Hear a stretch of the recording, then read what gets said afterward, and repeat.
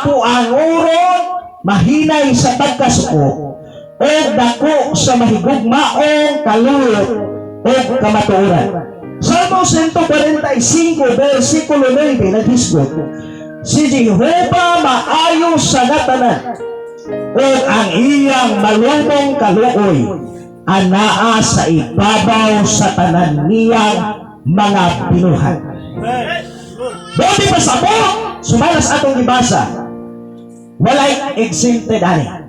Pag maghisgot gani ka na siya maayo sa tanang binuhat.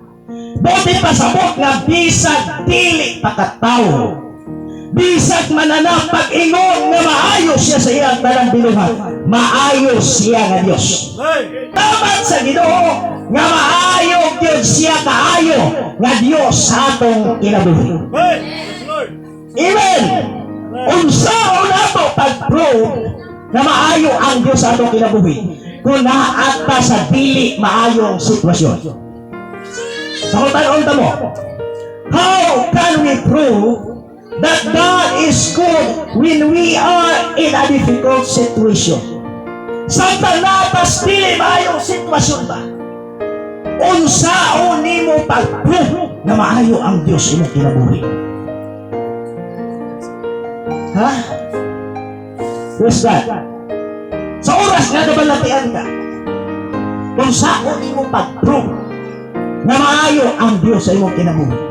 If you have remembered the story kabahin ni Eliseo, imong masabtan kung unsaon imong paghimaya ang Ginoo during in a difficult situation.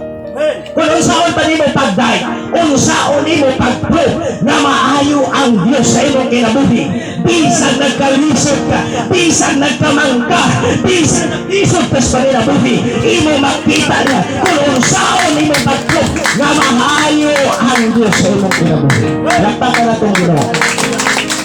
Atong kung ipapagpahan atong sinugan, nuhilak ta sa presensya sa Ginoo.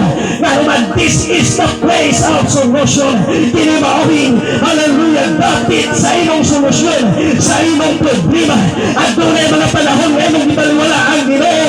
But I encourage everyone to come in the house of the Lord. Dahil dinhi ka pag-uhon sa Ginoo, dinhi ka panalanginan sa Ginoo, dinhi ka kadaan ang kalipay sa Ginoo. Yes, hallelujah.